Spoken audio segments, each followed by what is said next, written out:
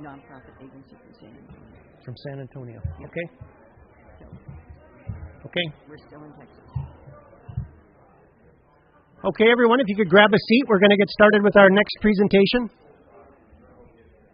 And while everyone is grabbing their seat, just a reminder that we have, that is how we fund our operations here. And as you can see on the screen, we are working on some roof repairs this past week. We need some help getting that funded, so we appreciate any contribution you can make. That is how the museum operates. We operate on contributions by people who enjoy the materials that we present.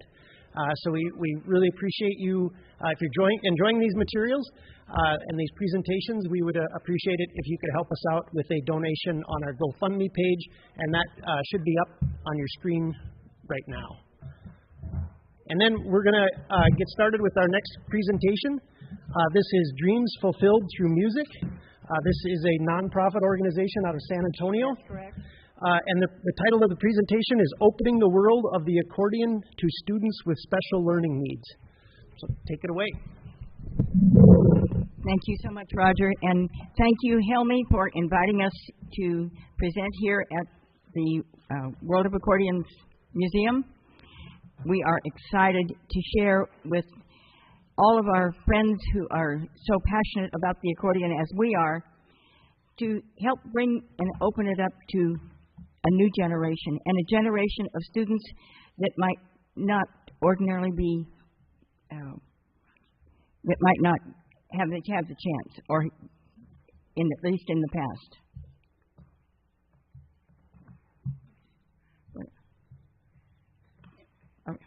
Okay, is that going?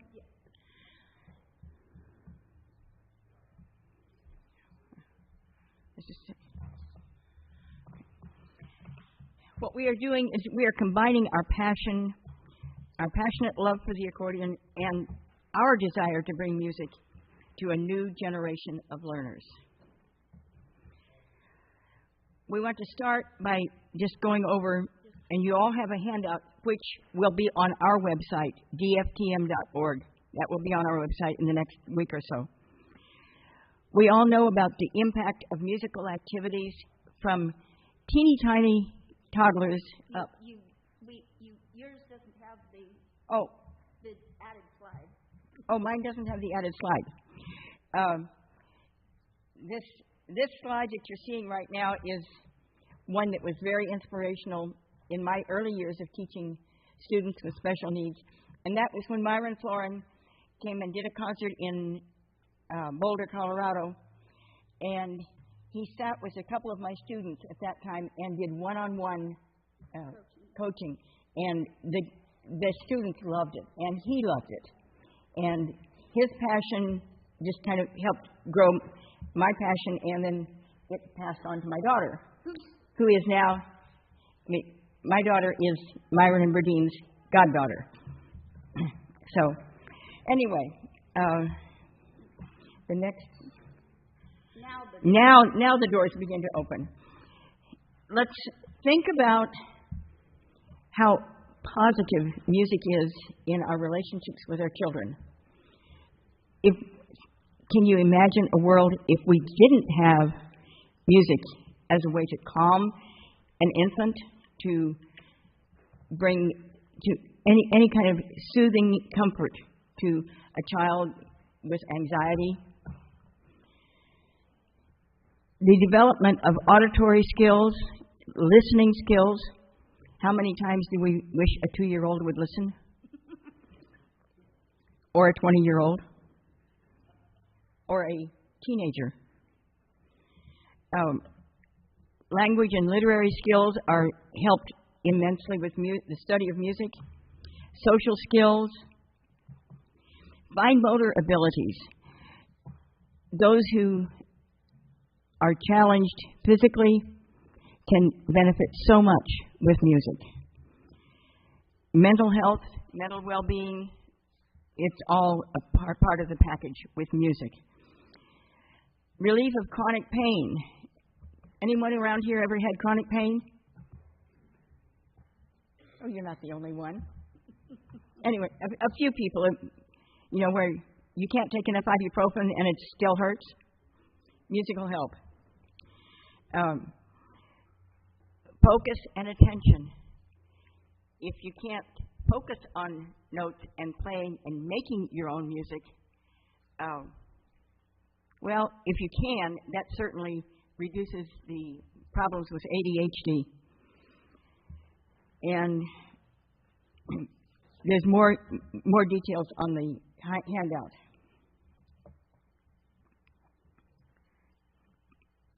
Let's see. I'm on the wider and wider. Okay. One thing that's extremely important is the development of an understanding of the aural impact of music. We don't have to depend on those funny little black dots on crazy little 5 lines. For many of our students that we teach, that would be way beyond their capability. So we use a lot of pre-reading skills, and we depend on the aural message. And that's how we develop understanding of the difference between high and low pitches.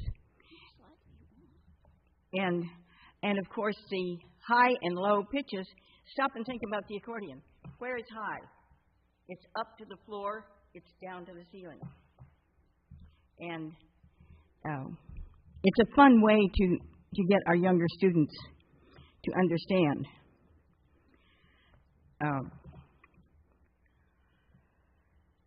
Let's see. Social interaction, playing the accordion. What about that child with autism that is ready to crawl into a corner and just doesn't want to speak or communicate at all? Get that child to play the accordion, learn to enjoy it, and learn to share that talent with someone else, and share with people in a nursing home or otherwise in a hospital or something like that. Or church. And what about coordination? Right and left hand, bellows, all that? The accordion is the perfect answer for a lot of physical therapists that are not being successful. What I have found over the years is that many of our students with IDD, which you may not have heard of, but it's intellectual and developmental disabilities, which used to be considered mental retardation.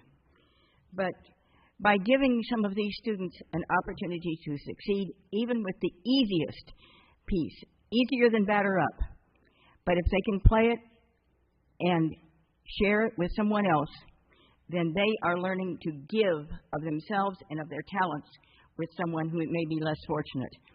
And that has been very special in my career.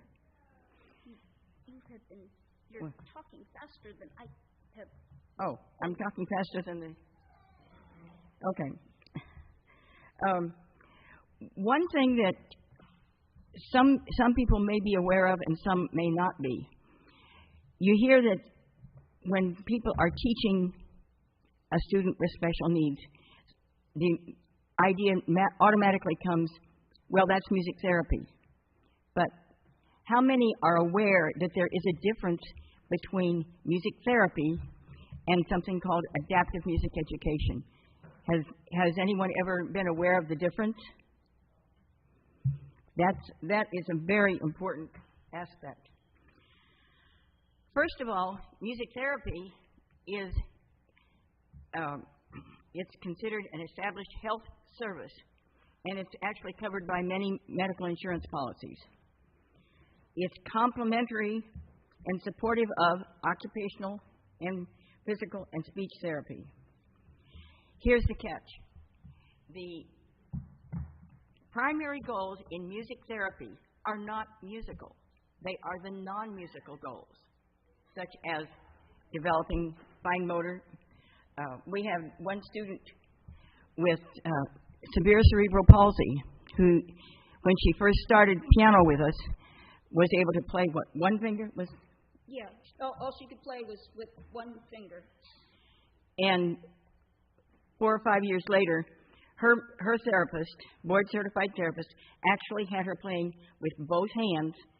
And she was still only, in her left hand she was still doing one finger, but her right hand she was able to use all 5 fingers. And she was able to make musical sounds, and it was really sounding enjoyable. And she was having just a blast doing it. So, did we go? Oh, I'm faster. Okay. It is important when you work for, or if you find a music therapist, that music therapist needs to be board certified. This means, in most cases, it's now taking a doctorate level of education, which when I started teaching special needs students, there wasn't even a music therapy degree. Now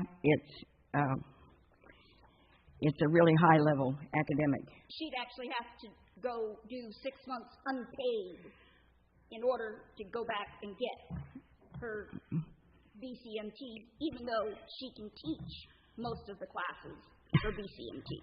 But I can't afford to pay $2,500 and go income free for 6 months. Yeah, hardly.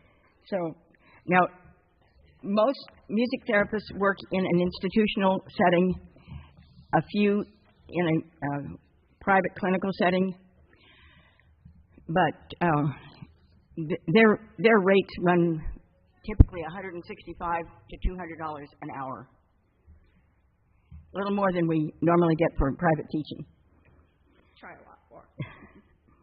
Now, the contrast is adaptive music education, and that focuses primarily on teaching the fundamentals of music just like we would to any other student, except that we are compensating for and adapting to the special needs of that student.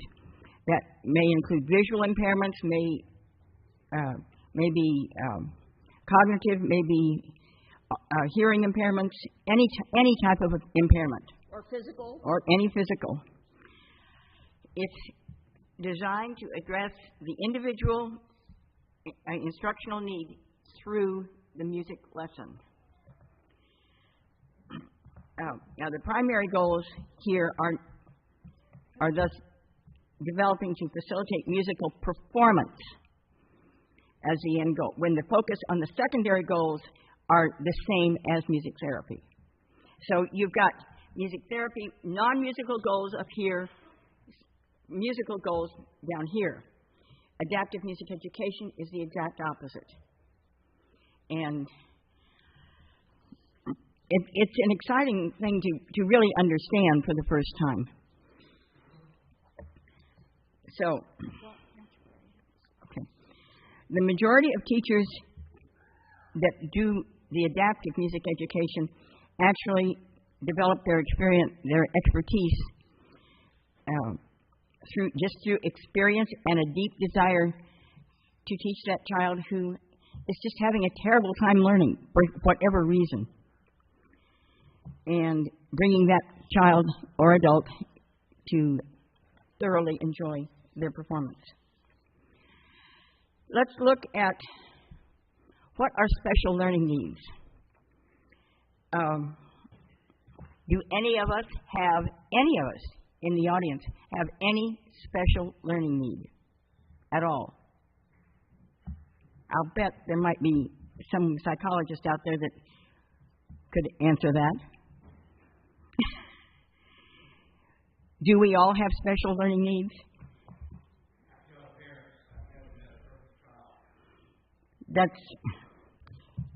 So in some way, everyone has a special learning need, and it's up to us as teachers to find that special niche, that need, and address that through our teaching.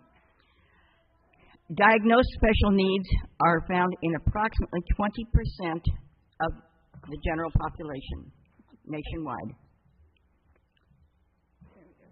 There it goes. We're trying to coordinate our slides in three places here.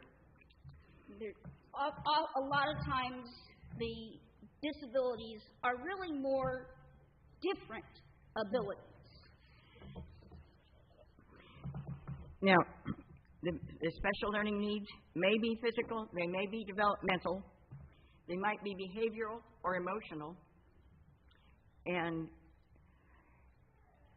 an interesting statistic is that there's approximately 65.6 million individuals in the United States that have a special learning need.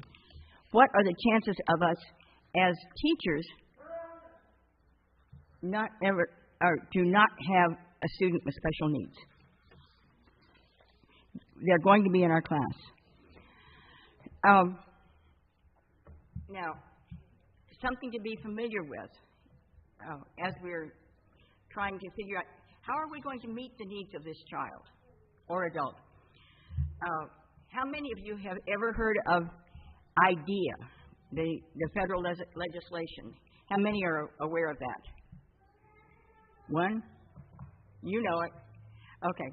IDEA is the Individuals with Disabilities Education Act, and it was first passed in 1975 as Public Law 94-142.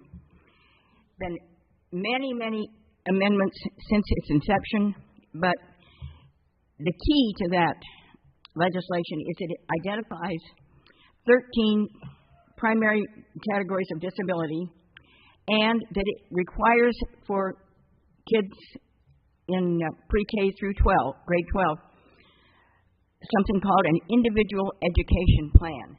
In other words, the school is responsible for defining what kinds of modifications and accommodations are to be made. It requires that a free and appropriate public education be made available to every student with every type of disability, and it's in the least restrictive environment. And that's the key.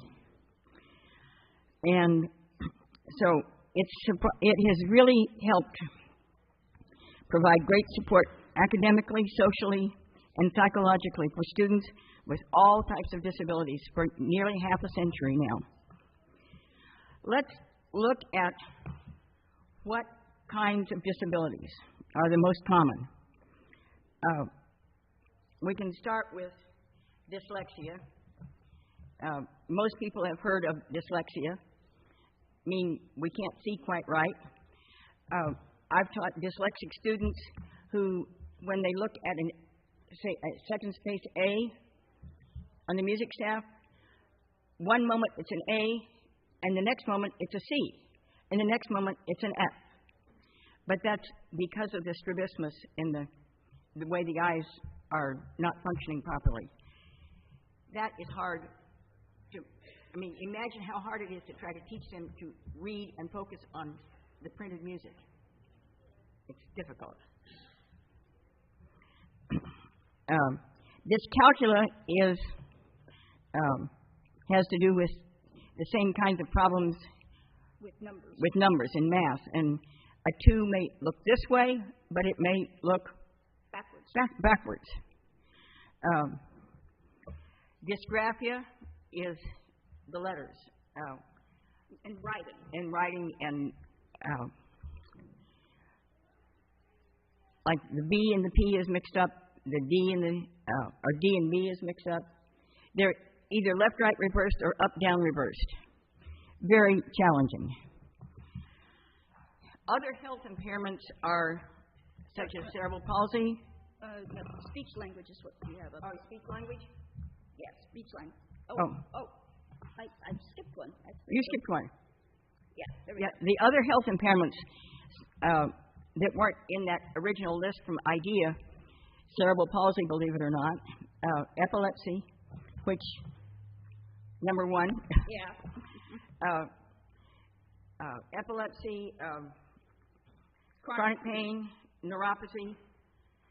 Anyone that has had diabetic neuropathy understands how difficult it might be, the touching sensation, just touching the keys. Maybe the neuropathy causes you to not be able to feel what key you're playing, let alone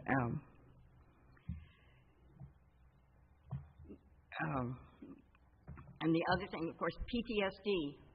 How many veterans do we have right now that have come back from the different wars with some form of PTSD? A lot. So, autism spectrum disorder. We've all come to realize that autism, where it used to be 1 in 500 or so, is now recognized as 1 in every 44 students, or 1 in every 44 live births will be a child with some sort of autism spectrum disorder that develops, and it is a developmental problem. Emotional disturbances are usually secondary to a lot of the others. Speech and language comes right along with a lot of other things as well. Some autistic individuals are nonverbal, can't speak at all. Some have very well developed speech. Others will simply echo everything you say. Like if I say, "Hello, Mom." "Hello, Mom," that would be the response. And so you have to really get creative in developing techniques to work with students that have these problems. Visual impairments. Anyone here have any challenge reading those little tiny notes? No one has any problem reading the little bitty notes? Well, we're going to show you a video. We're going to show you some interesting videos on that.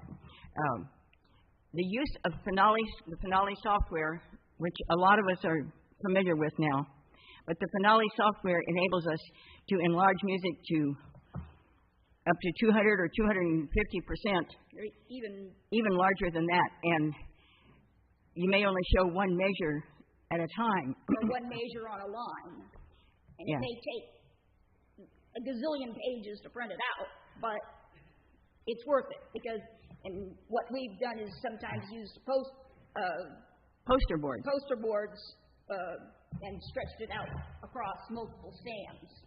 But it works. It works.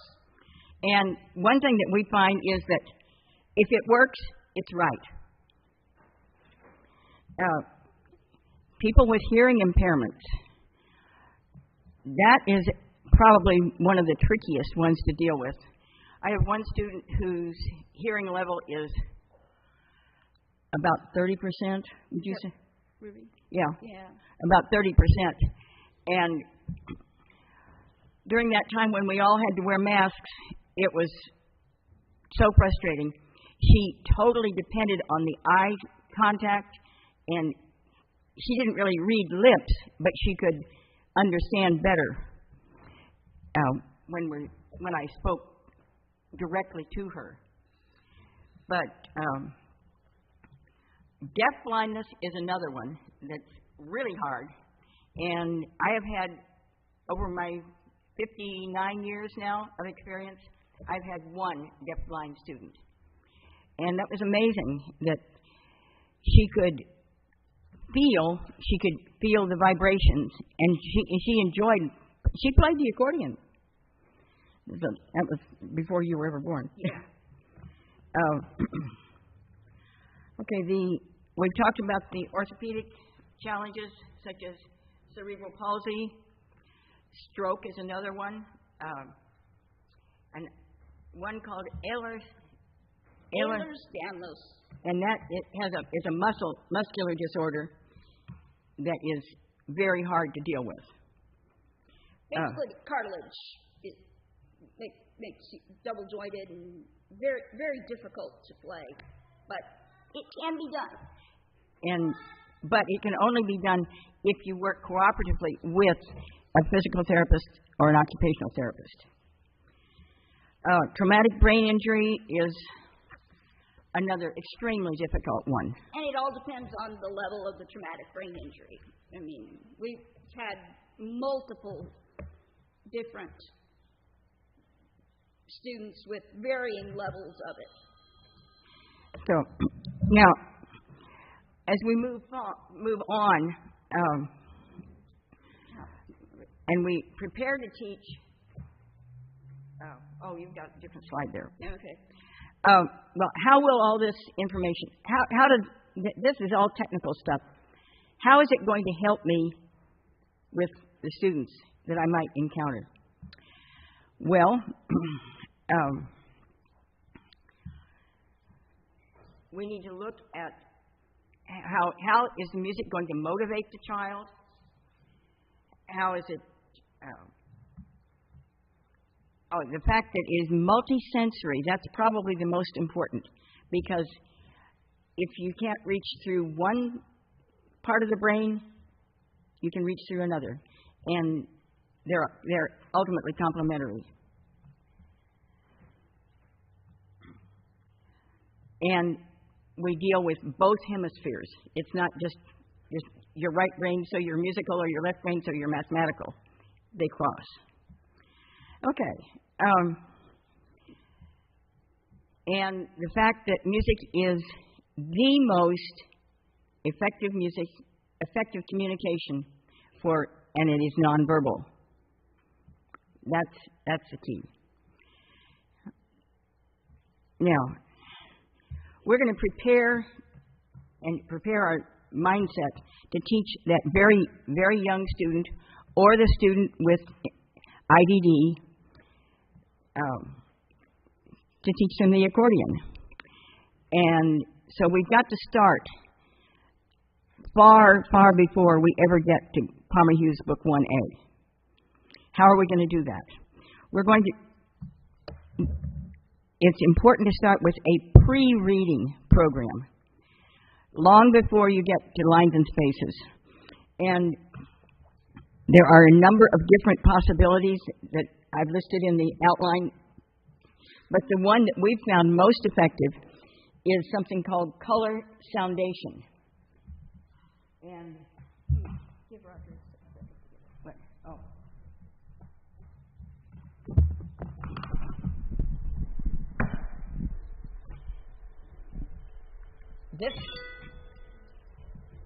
This method was actually developed in, I think, 2012 or 2011. Not yet.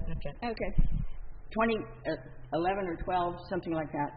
We adopted it in 2013, and it was written by a Japanese violinist who emigrated over here and was in. You're not. Okay. They've got to be able to hear on the live stream. Which symphony was she? I don't know, but she auditioned for one of the major symphonies at age 13 and was accepted. And when she had her son, she wanted to help him and his friends. So she developed this. It's a series of 4 books that start with just learning C through G and then adding 3 notes complete the octave, and move on from there with actual reading of notes. And the beautiful thing about it is that it coordinates with something called an AnyBook reader, or magic wand, as the students call it, and it coordinates colors and sound to develop the aural understanding.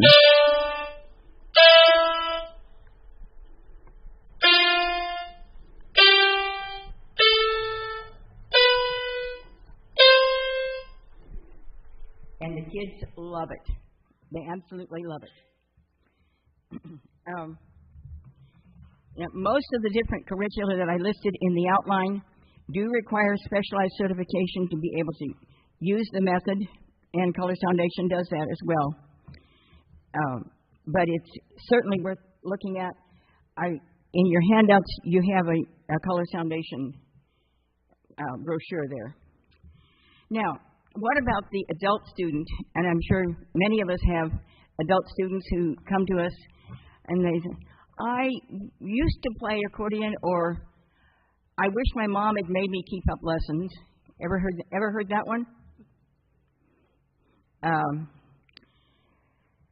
And the thing that we need to be aware of is that when the adult student comes to us, we don't assume that just because the student's an adult, that he or she can understand the concepts of reading music notation. We have to make sure that we are allowing the student to let us know what he or she already knows. A lot of adult students are very hesitant to admit that they don't understand something, a new concept, and they're likely to get frustrated and discouraged easily. Senior citizens, there's a few of us that are over 39, are also hesitant to admit that they have any age-related memory issues that might impact their progress. Has anyone encountered that with an adult student? Just a few of us, right? So, I'm 39 plus, because I've taught 59 years. Now, years ago, we're on that one. Years ago, it wasn't really thought much of, to have mom or dad sit in with the lesson. With any student that has potential special needs, it's very important to keep that parent in the lesson, because if they don't know what you're showing them in the class, they're not going to be able to help at home. Practice time, I can't emphasize enough, must be 100% supervised, at least in the early years. And that can be by a parent, a guardian, or a caregiver. And, of course, we all know that ideally practice should be at a scheduled set time, same time every day. That's a little hard sometimes, but it really helps. How do we know when to adapt a curriculum? Do we just try to plow through book 1A and, we're not getting the batter up after about 6 or 8 weeks, and is that when we do it, or do we try to develop some insight and look at why is this student having problems? That's where the teacher has to really start. You ask in-depth questions of the parent, who may or may not be in a state of denial themselves, because many parents, my child doesn't have any problems. He may have been to 3, 4, or 5 teachers, but it's not my child's fault. It's always the other teacher. It's something we call parental denial syndrome. And it is there all the time. Oh, yes. We've had several. One real important thing is to adapt for the good days and the bad days. And side effects of medication can be a big problem with some students. Like the seizure medication I take will knock me silly. So, I couldn't work for practice after I had taken it. So, when I practice, I do it earlier in the day before I take my seizure medication, because once I take that, I'm knocked out for the night. And you have to really develop a good communication with the parents or with the family or the caregiver, because without that, you're nowhere. All right, let's talk about some specific modifications. For students with low vision, I already mentioned something about the Parental software. How many of you are familiar with or have ever used Parental? 1, 2, 3, 4, 5. Okay. So you're aware of how to enlarge the music as you type it in? Kevin? You don't know how to enlarge the music in Parental? What? Oh. Okay. Check with me later, and I'll show you. It's an easy trick. So, for low vision students, definitely emphasize the oral skills and the listening. Do not depend on traditional note reading. At first. Now, the little video I want to show you is from dancingdots.com, and that is a tremendous resource for low vision students. Oh, I'm not sure we can hear it out here.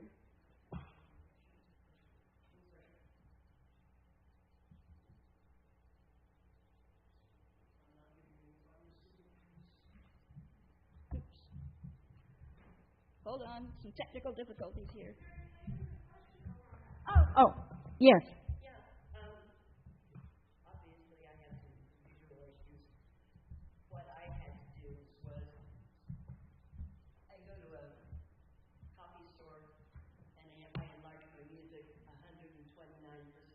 Yeah. So that goes from 8 by 11 to 11 by 14. And it makes it that is a lot more feasible to be able to see stuff. Yeah. Right. We can enlarge it far larger than that, and I can show you some of the tricks to do that. So you don't have to depend on a copy store. And you can actually have it in a regular size notebook. You can actually have it in a regular size notebook. Yes.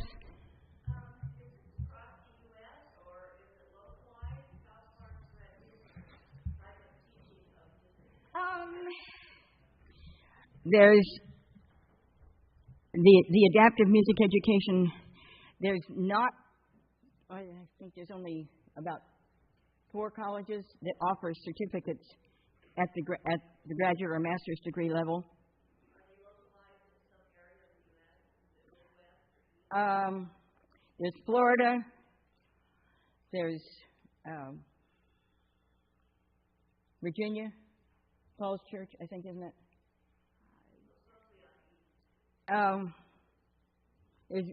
They're few and far between.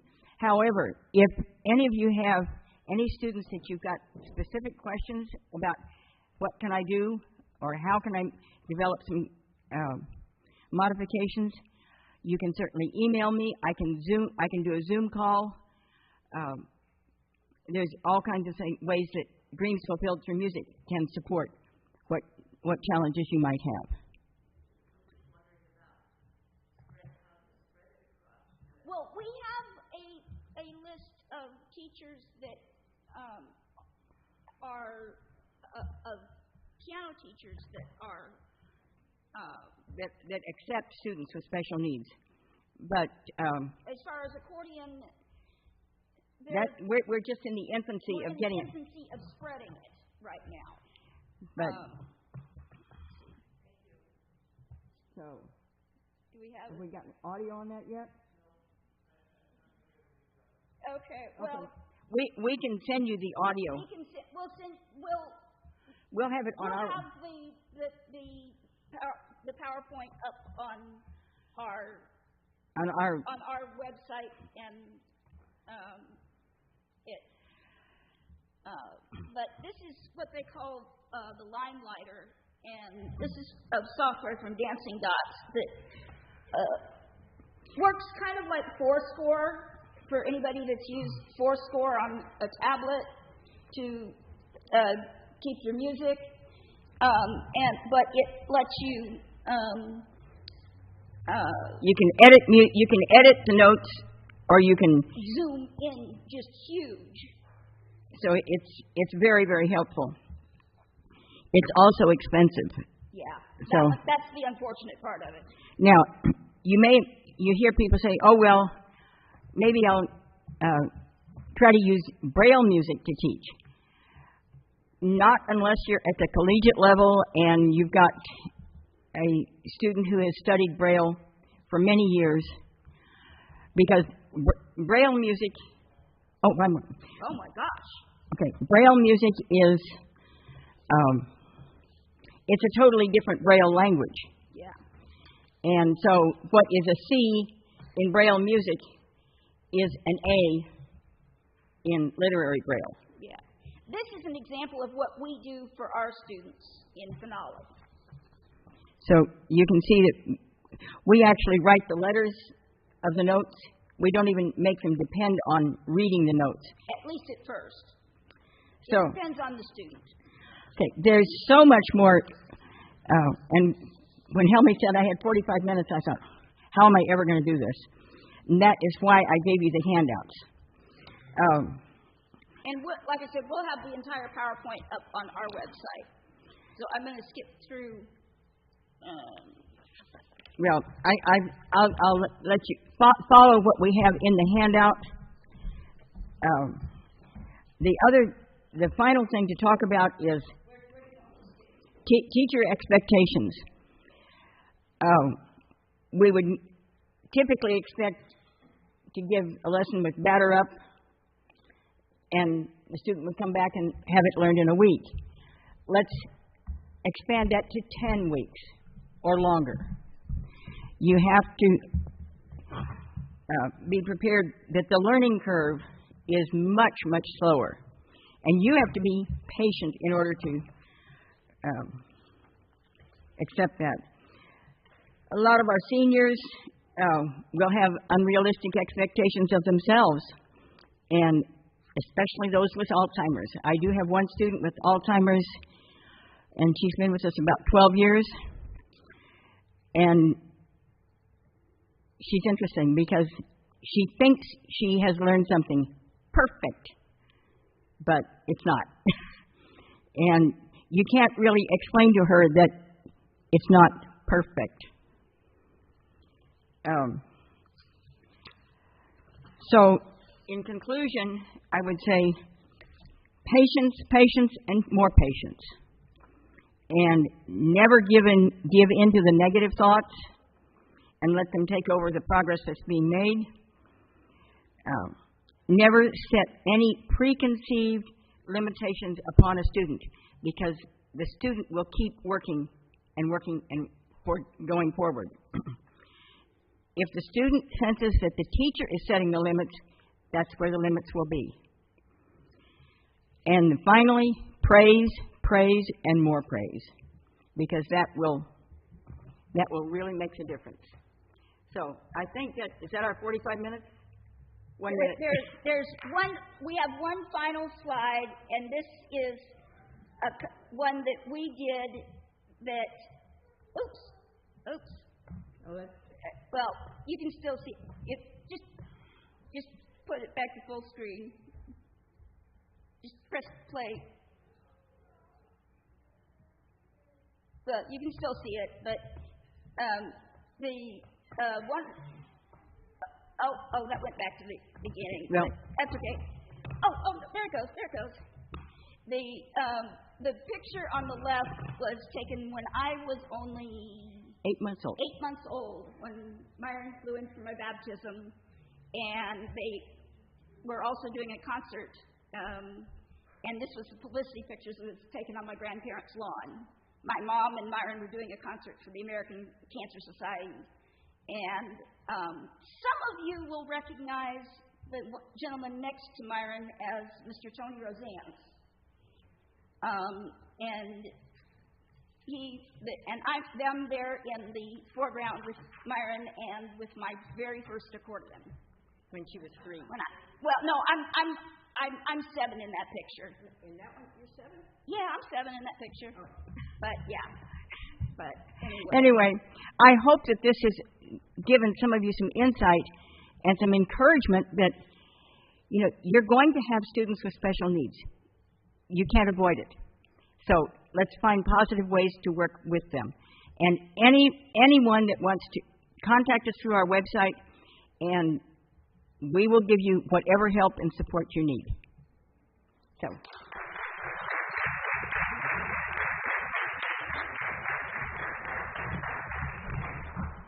Thank you so much. Thank you for that great presentation.